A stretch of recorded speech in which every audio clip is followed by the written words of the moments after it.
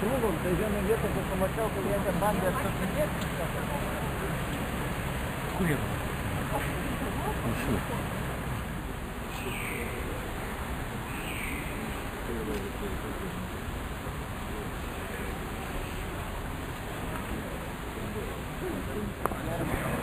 Buvo gautas pranešimas, kad Sandaipčių turgui žmogus pardavinėja sprogstamosios medžiagas. Patikrinus nustatyta, kad žmogus pardavinėjo minosvaidžio minų korpusus be sprogdiklių.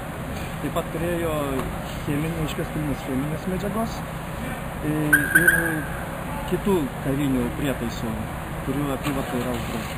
Sakykite, kaip jisai aiškino, iš kur atsirado ir kodėl tai pardavinėjo? Nu, čia jisai jau tyrėjas aiškins. Ar tai pavojingi yra? Nu, šiaip transportavimui nėra pavojingi, o ant kiek tai buvo pavojingi, tai jau ekspertams. Bet prekyba jais yra Niekam.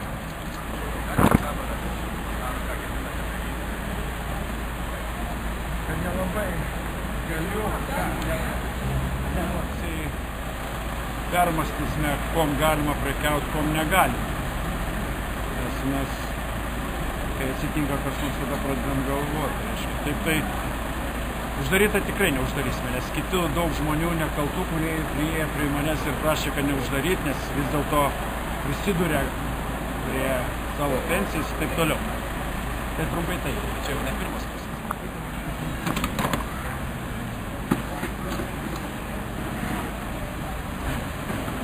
Tai papasakos.